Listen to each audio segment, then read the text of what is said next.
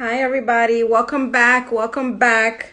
Remember, if you have questions for Saraciea about publicity for authors, hit the question mark at the bottom of your screen, and we will ask her all your questions. I took down all the questions that were made in the previous live conversation.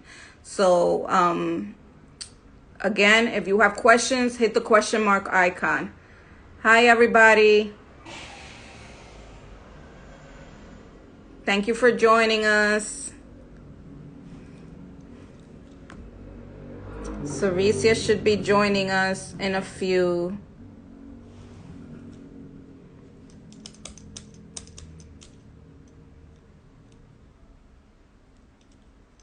Hi, everybody.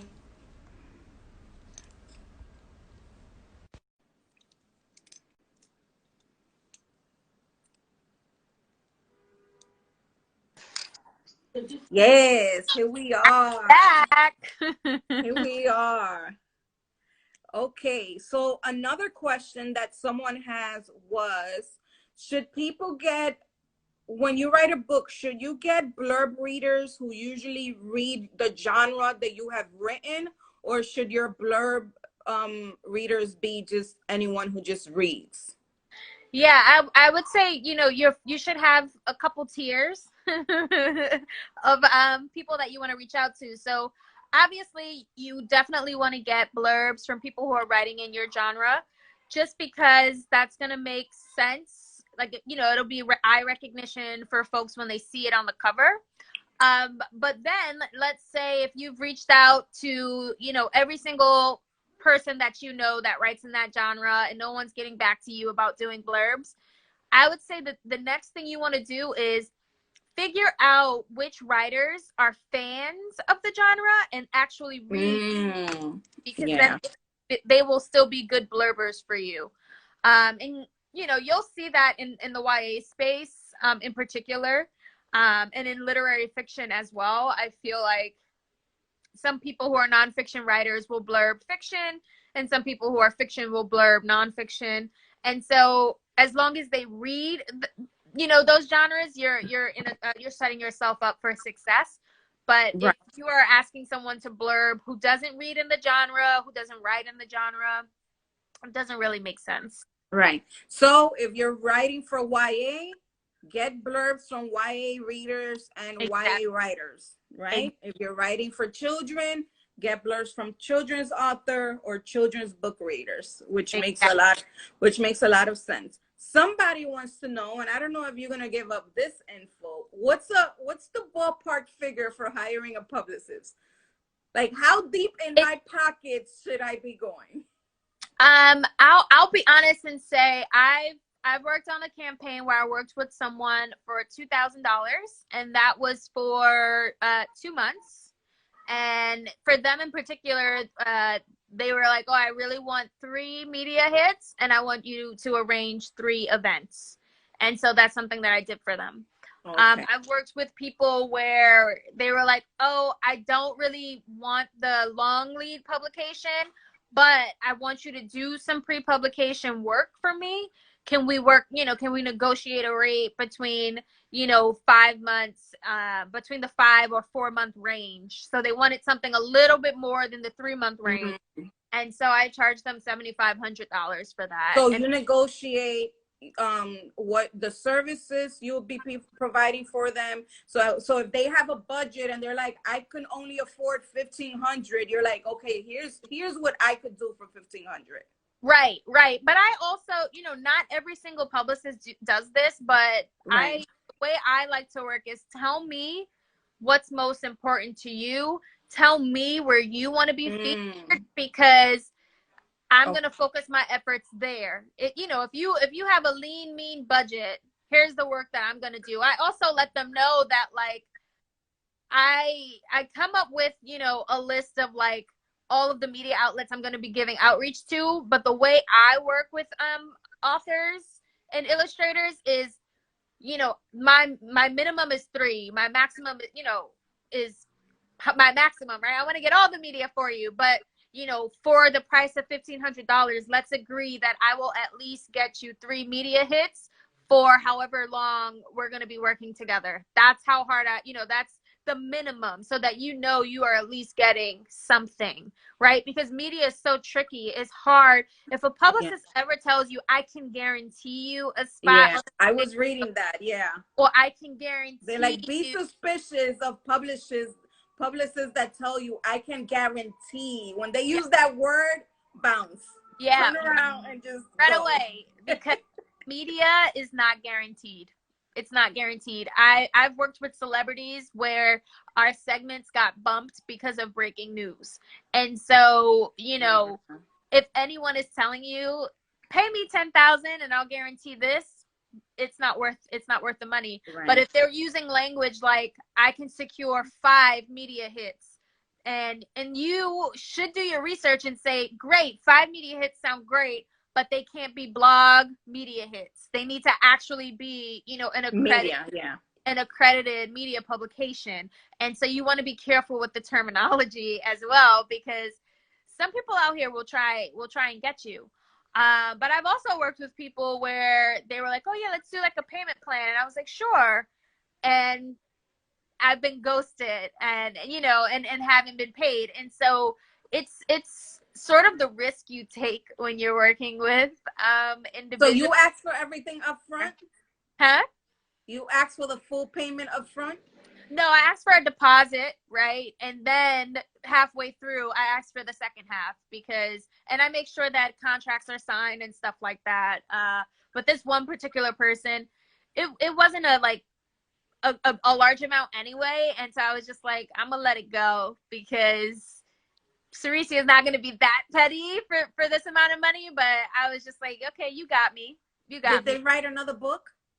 I actually don't know, because I unfollowed them. I distanced myself and was just like, I wish. The literary world is so small.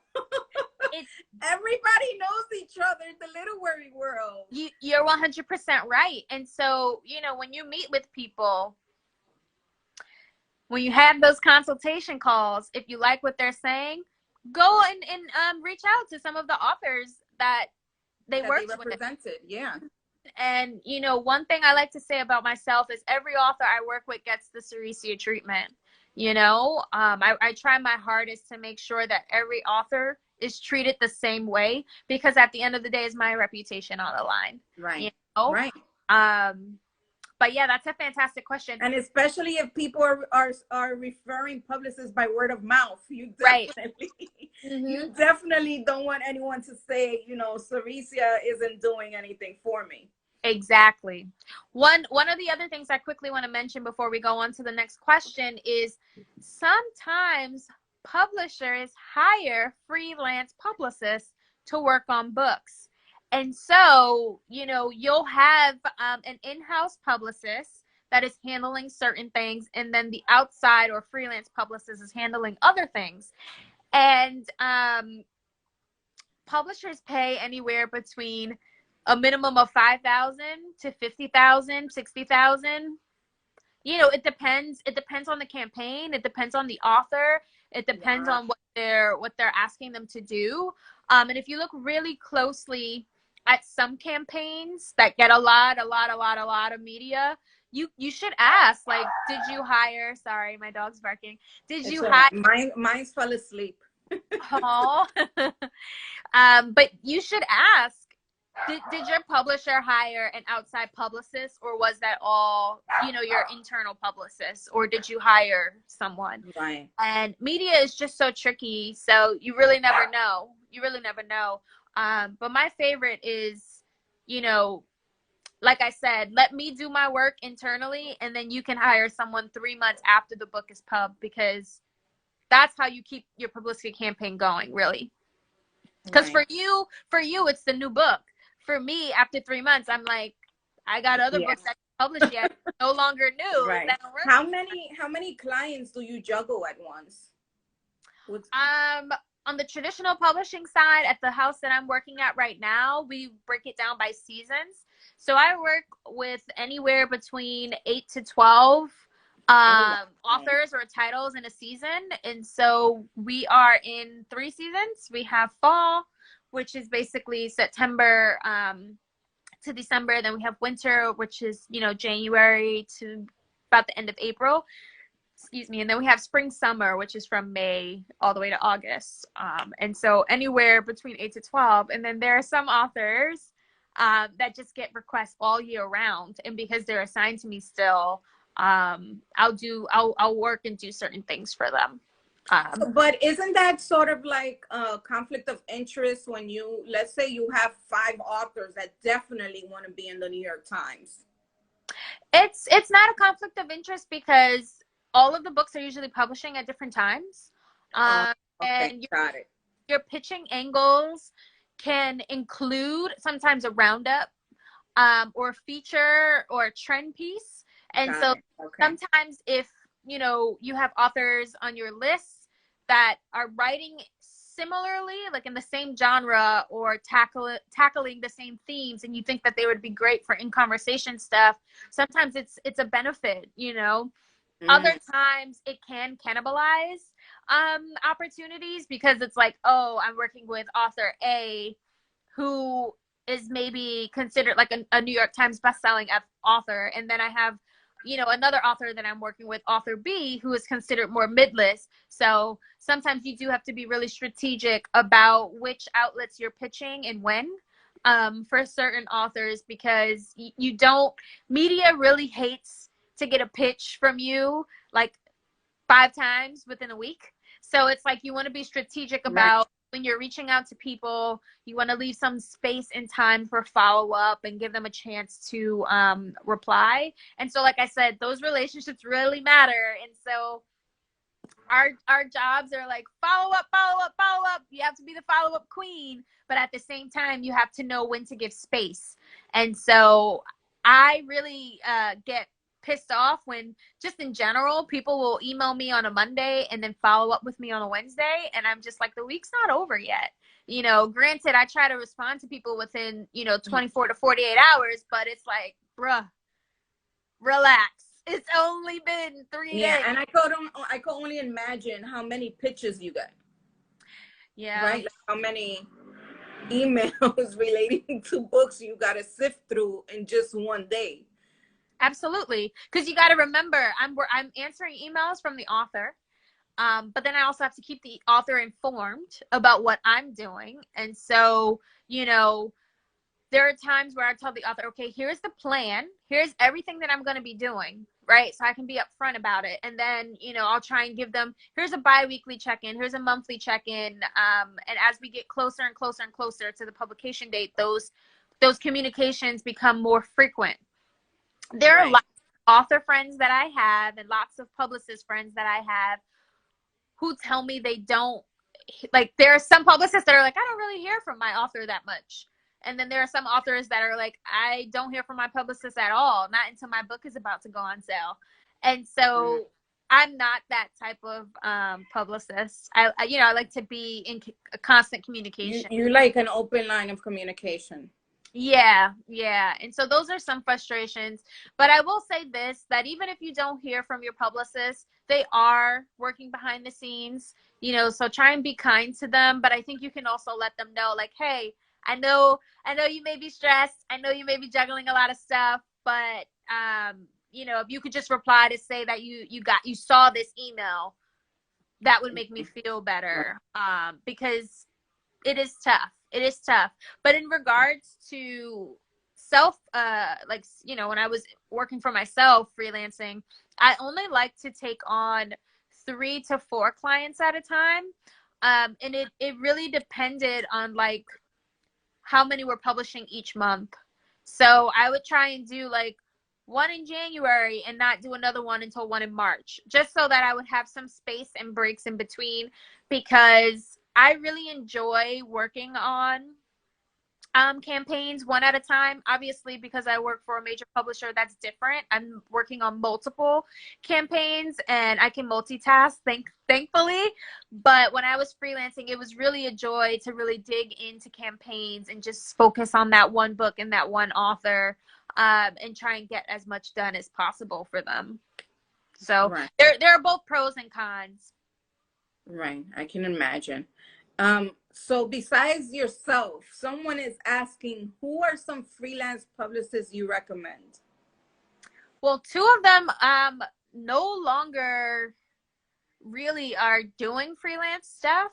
But Kima Jones, she's no longer doing stuff, but she was fantastic. She worked with Lillian Rivera, Angie Thomas. She's now doing the residency, isn't she? Yeah, I think she was doing Jack Jones, literary arts. Yeah. I'm not sure what's going on with it now since the pandemic, but she was someone who was fantastic. Another publicity friend was Jennifer Abbott's. She's fantastic, but I don't really think she's taking on publicity campaigns right now. And then there's a fantastic Black woman whose name I'm blanking on right now, but she works with a lot of authors, and she particularly focuses on like Black writers. She'll take on other writers of color very selectively, but she's really like put a stake in the ground as being someone who works with Black writers. And she's worked, her name's Vanessa Lloyd Gambati. I don't know if anyone tuning in knows Vanessa, but she's been in the industry for at least 15 to 20 years. Like, she has so many contacts, you know, in New York, in Philly. She also does like the Black Book Fair, the African American Book Fair. So she does a lot of good work. There are a few others that I'm not going to shout out because, you know, like, it's word of mouth. So like, if you are interested in someone, you know, you can feel free to DM me and I'll recommend you. But the reason why I'm not going to shout them out is because there's nowhere for you to find them. Like, these people don't have websites, you know what I mean? But there are publicity agencies, like Wunderkind PR is one that Macmillan Publishers tends to work with a lot. They hire them to do some freelance campaigns, and they've done some really cool stuff. But yeah, there are lots of others. It just depends on what you want, you know, to get out of it. I like this question. How is it different to do publicity for authors versus illustrators? I've worked with a few illustrators. So Peter Cease, who is just a fantastic artist, a documentarian. You know, he's illustrated. He's had prints on the 6 train, and obviously because I lived in the Bronx, I would always see them on the train, and I was like, holy crow, I actually work with this author and his artwork is on the train that I'm riding. This is crazy.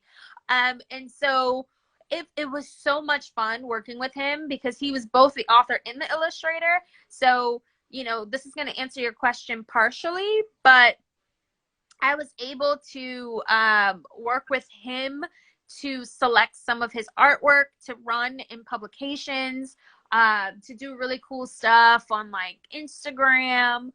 When I worked with Javaka Steptoe, Radiant Child had won the Caldecott that year, so it was amazing. I got to do some really cool stuff with the New York Times. We had Javaka do Facebook Live where he was answering questions with the New York Times children's book review editor at the time, Maria Russo. She's no longer there, but she was asking him questions and chatting with him while he was doing live drawings. And so it was just so much fun. I really, really miss working with picture book authors because it really is just a different beast for media. But Story Monsters is a magazine where I've done like lots of interviews, and Story Monsters is just a children's publication. So they do ages, you know, 0 to like 16, 17. They cover picture books, chapter books, middle grade YA, and they were fantastic to work with. So yeah, I mean, but I will say for picture book authors, we actually would also do a lot more events, because that's, you could get more creative. You get right? more creative, you do more story time events, you do more school visits, and so with that, then I got to do some local pitching. So whenever an author was going on tour, if I was sending an author to Chicago, I could pitch Chicago media and get them on TV. And then the author and illustrator would be on TV talking about the book, maybe doing some live drawings and stuff like that. So yeah, I had a lot of fun with illustrators, and also pitching them to illustrate different pieces. Sometimes you can, pitch illustrators to, do something for the New York Times, to do posters for different festivals and stuff like that. So really cool stuff. What are some of the standard publicity hits you try to get for debut authors? I first always try to break them out within the trade publications for debut authors, because that is where the gatekeepers are. And so I want to make sure that librarians know them, that, the Kirkus, I don't know if any of you know these. Kirkus Review.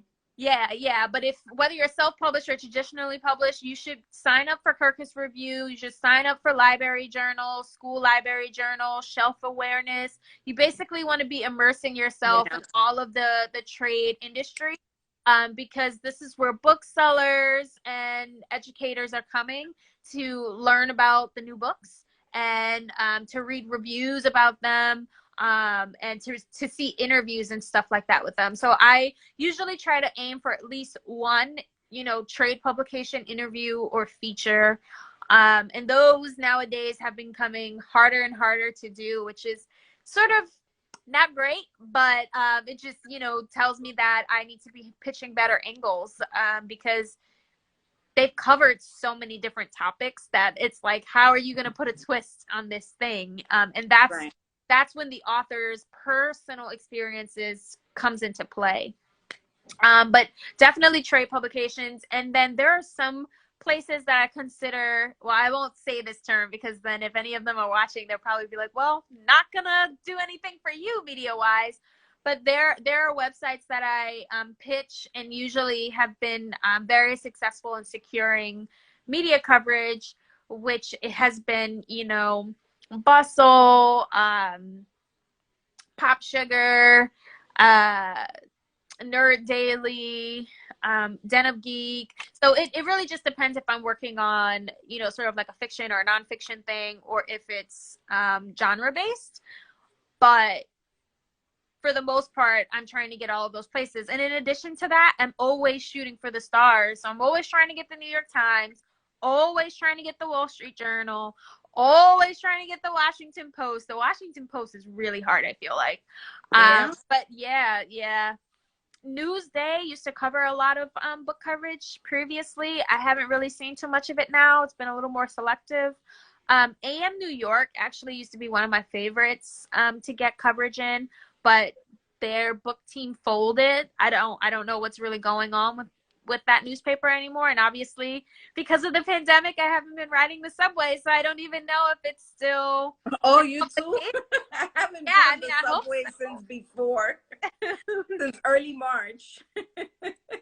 Let's see, what's the next question? Somebody is asking, is it best to use your given name or a pen name? Oh, that's a great question.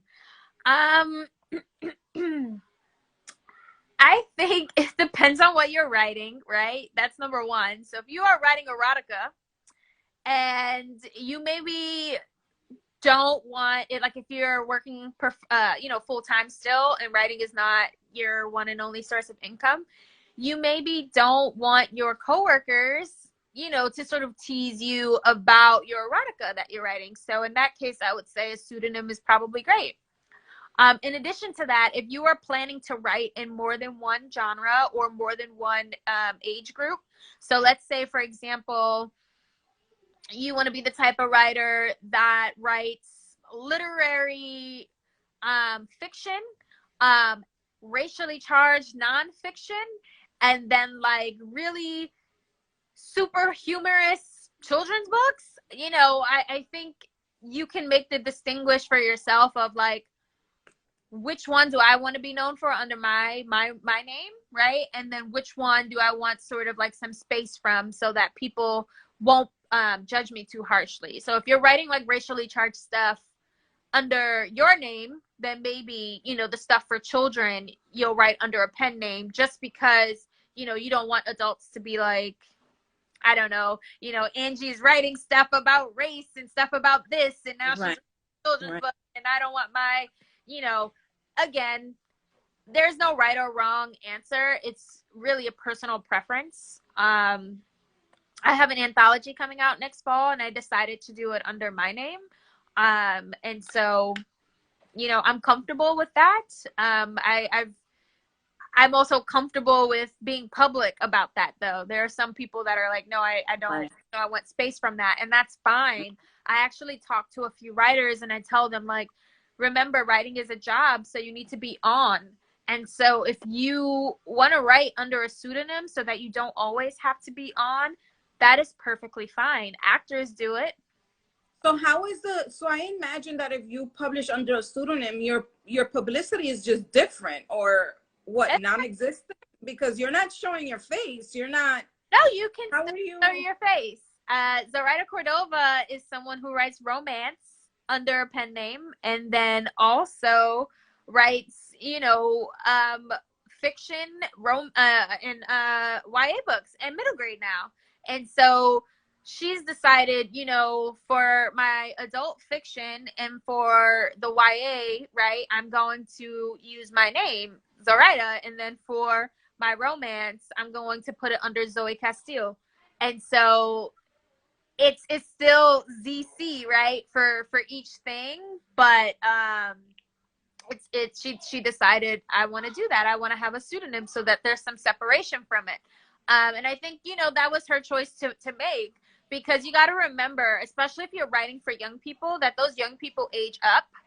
And so they're going to discover your work no matter what. And so if she was writing romance under Zoraida Cordova, there's, you know, a 99% chance that a 16-year-old teen is going to be like, I loved all of, you know, Zoraida's YA stuff. I want to read more. And so they see it in a bookshelf and they're going to pick it up. And so again, I think it's a personal preference. So she wants that when you search Zoraida Cordova, you only find those books under her name. Right, exactly.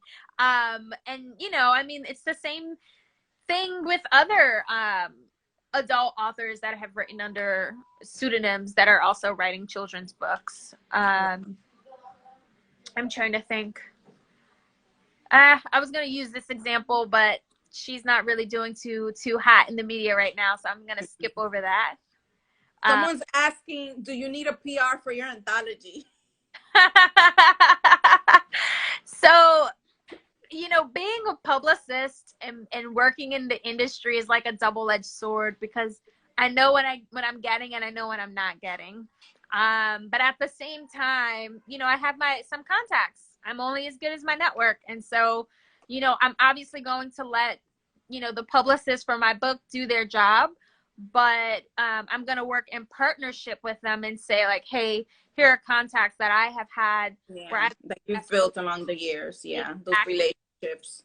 Exactly. Right. Do you we'll see. Also, I might be in the market to hire a publicist. Yeah, because Paola, who's here, works in PR right now. Wait, who does?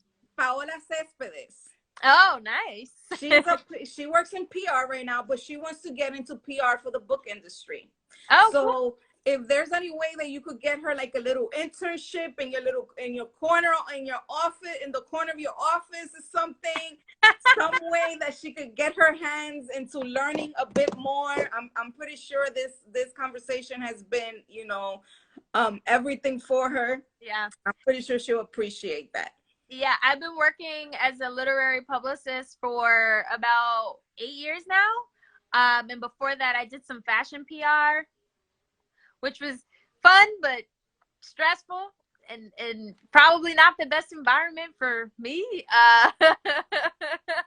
It's a tough environment.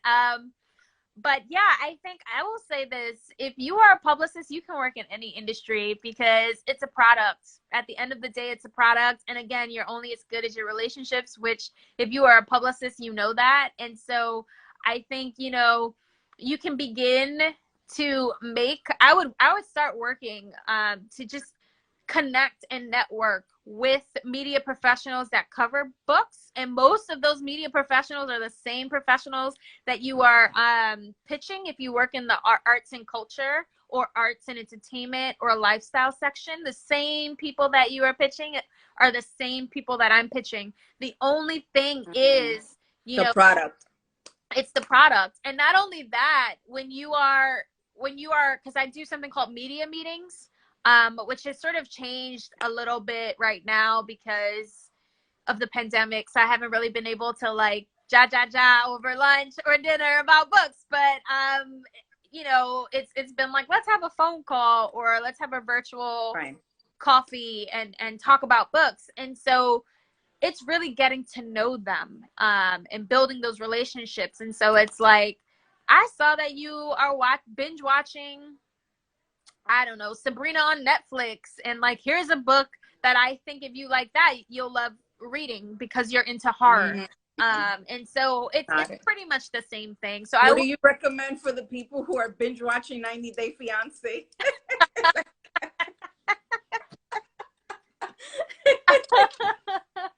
Like, that's me. I was watching the last episodes before I came on this live.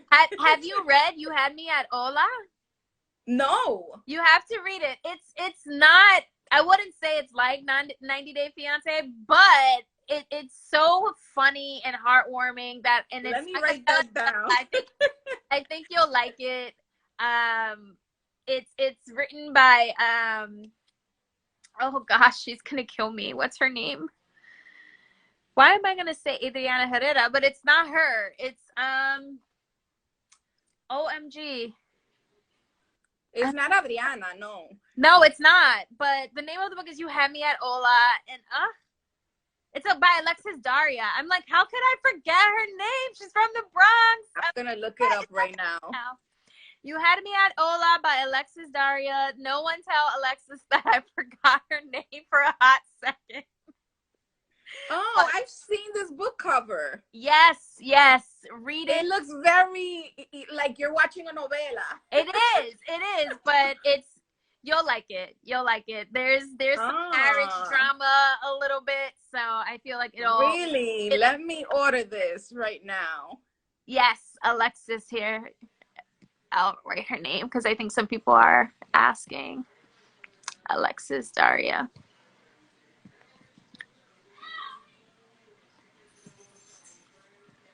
I'm gonna thank you. I think you'll. I was just kidding, but of course, there's a book for everything. There is a book for everything. Okay, next question is, I think you kind of touched upon this. How did you break into the literary world? And of course, you mentioned in the previous live that you worked with other clients when you used to freelance. But how did you? Was it always your? I know you also took the publishing certificate at City College, just like Danny did. Yes, I did. And, you know, for me, I was an English major, well, an accountant major, and decided I didn't want to do accounting. So I pivoted and switched to English and thought I'll become a teacher because I love books and I want to teach, you know, writing and literature. And while I was at City College, I needed to declare a minor, and I was really stuck between photography and I was like, photography or Italian. And I took I had taken a couple Italian classes, and I was like, do I really want this as my minor? I don't think so. And then the photography, I was like, there's a lot of work, but it could be a useful skill. And so my advisor, Yana Joseph, I'll never forget, she was like, listen, I think, you know, have you ever thought about publishing? And I thought she was talking about magazine journalism. And I said, no, I never really thought about it. I don't want to be an editor. I was like, I would like to write, but I wouldn't want to be an editor. And she was like, oh, no, I'm talking about book publishing.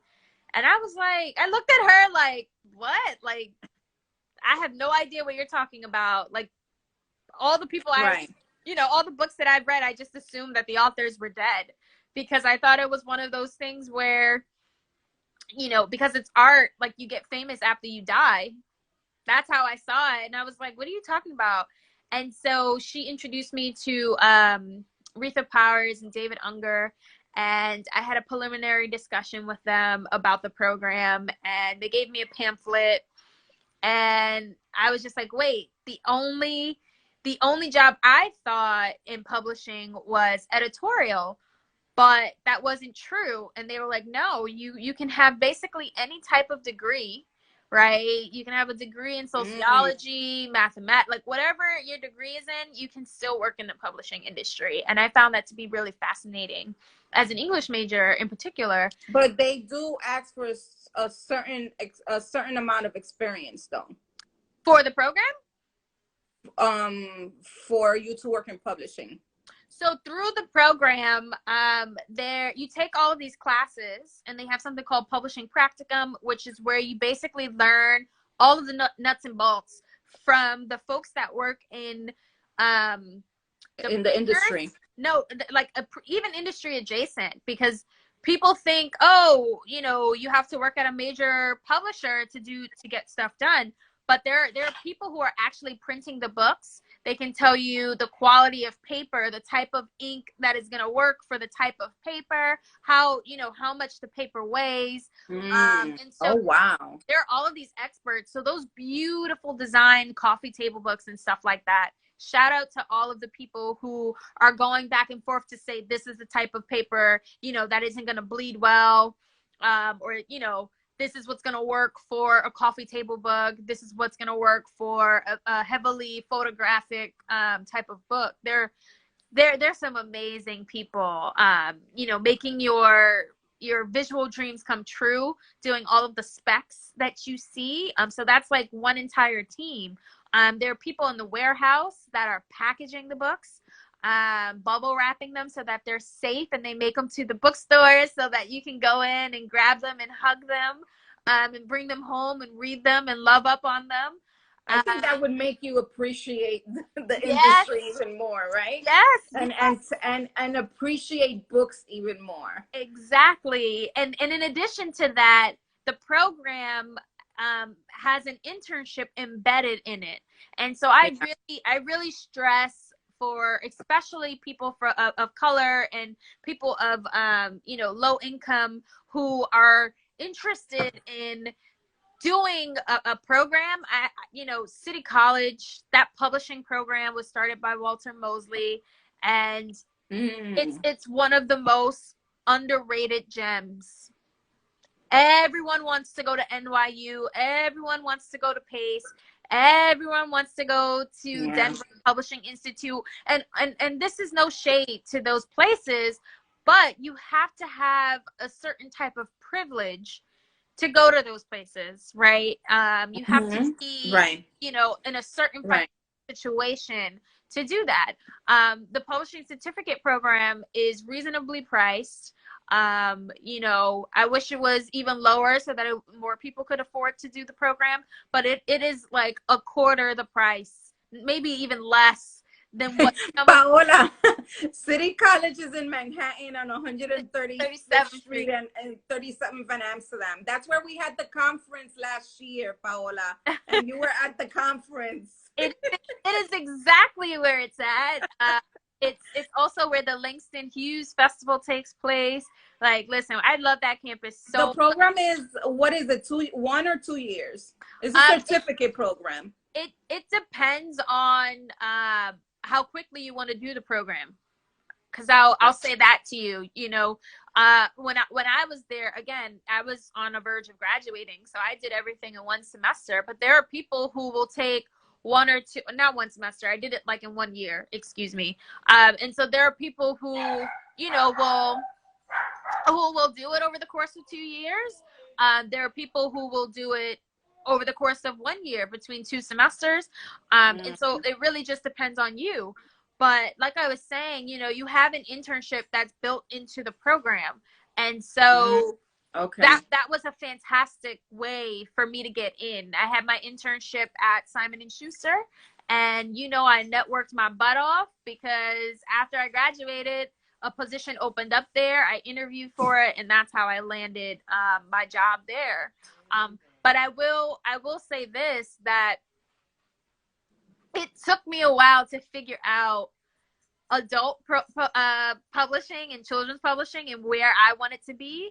And so I would say for anyone that's looking to get into the publishing industry, you should really research what you like reading and pay attention to where the books are being published, because that's where you're going to want to get your first job. You don't just take, like, I want to work for Epic Reads. So you want to work for Epic Reads? Epic Reads is the marketing arm, so that means you want to work in marketing. Exactly. Yes. But yeah, so you want to pay attention to all of that stuff. Do your research. Research is very important. It is. Okay, so do we have any more questions for Saraciea? I think that we answered just about everything. Someone in the previous conversation did ask, what are the first steps to query an agent? We have an agent in 2 weeks, so hold on to your question. Because we invited an agent to come have a conversation with you about what you should and shouldn't be doing when you're looking for an agent. Amazing. One thing I will say from a publicist standpoint is have a website. Doesn't matter who you're querying. I mean, they'll fill you in on that part, but you need to have a website. Yeah. Any more questions for Saraciea? Saraciea, thank you so much. You gave us so much. I learned so much from you because half of this stuff I had no idea. And then I was like, oh my God, but Saraciea is a publicist. She has all this info. I could just ask her, invite her over for a convo and ask her all this, because I had no idea about, we see publicists on TV and what they do for, Kim Kardashian and, big entertainers, but not necessarily what it is that they do for authors. Exactly. We're publicists work behind the scenes, setting up those interviews, those appearances, podcast interviews, TV interviews, newspaper interviews, you name it, Yeah. Exciting stuff. What if you are a PR Someone asked you a question? Okay. What if you are a writer and a PR specialist? That's because that's what Paola is. How do you go about branding your website and yourself? You can visit my website, because I'm a festival organizer, I'm a literary activist, I'm a social entrepreneur, like I'm all of that, and it's all on the website. So you think. And now you're about to add a book on there.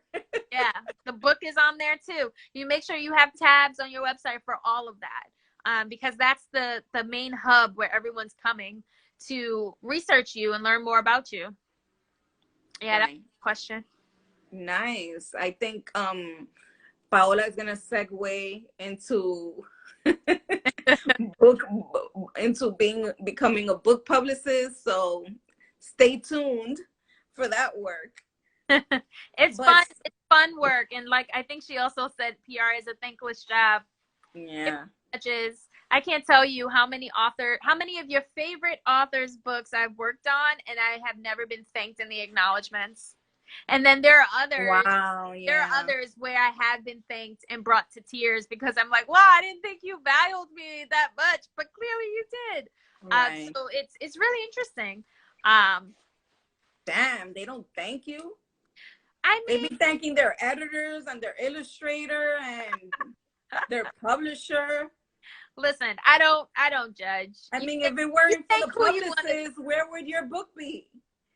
That's true. If they're doing their job well, though. Right. Well, Saraciea, thank you so much for joining me in this conversation today and for giving so many gems for our writers here. We're going to save this conversation under our IGTV, so you guys could refer to it whenever you want, even though I know half of you don't even look at our IGTV content. They're going to look at this one because they're going to be like, but now, yeah, should make it, we interview 2 editors so far. Saraciea is the 3rd person who's a publicist. We have a literary agent in a couple of weeks, and I also have Lee and Low. Nice. That's awesome. I invited someone from Lee and Low because I love them. I love who they represent, And I think that they are a publisher that our writers should know about. Absolutely. Before I sign off, I just want to say that I do work for Macmillan Publishers, but I work in particular for Tom Doherty Associates, and they are a trade division of Macmillan. What makes them really special is that you actually don't need to have a college degree to apply for a job there. You just need to be a high school graduate. It's something that is not proactively advertised, but everyone at TOR, aka TDA, we all know that. And so if you are into genre publishing, we don't have any vacancies right now, but you know, in the future, that is a great place for you. So if someone is interested, where would they find this information if it's not publicly? Well, no, it's on the Macmillan website, but it's only up on job acquisitions when there are vacancies. So the reason why I'm saying it now, we don't have any vacancies right now, but in the future we will. But I do want to put it out there that if there's anyone who is like, hey, I graduated. Yes, I have an apprentice who works with me and who's trying to get into publishing. There you go. So I'm pretty sure she's on here listening to you, and I'm pretty sure she's Googling what you're talking about. Yes. Because we talk about her getting into publishing all the time. Yeah. So, and informational interviews go a really long way. So for anyone that's interested in publishing, reach out to, send a cold email to an HR department and say, hi, I'm interested in publicity. I'm interested in marketing, editorial, production, whatever it is. I would like to do a 30-minute informational interview with someone. If you see that you follow people on Twitter and you're like, I see this person's really active, then just proactively request them. So there's my last. There you go. For tonight. There you go, guys. She's gonna end it with that. She gave you tons of information and resources. I took notes. I'm gonna go back to this and take more notes. So maybe I'll put up a blog and share it in our newsletter so people could have this information. But there you go. She said, could you repeat the division? Yeah, Tom Doherty Associates. So Tom. I'm gonna type it in the chat. Okay. Doherty Associates, and it's commonly known as TOR Books. So I'll also put this in here for you. But there are so many different imprints. So but this has been a complete. I just enjoyed it so much. What a gem. Because we're talking about things we love. Exactly. But now you've had me for 2 hours, so I'm gonna bid everyone adieu. Yes. Fantastic Thank you so evening. much. I can't wait to watch this and crack up. You did wonderfully. There's nothing to be. The reason why I'm gonna laugh is because people are gonna be like, I don't need to do a consultation with you. I can just go watch your. Yeah, but believe me, they will forget that I saved this. Trust me. Have a good night. Bye. Have a good night, night, everybody. Thank you so much. No problem. Bye. Bye.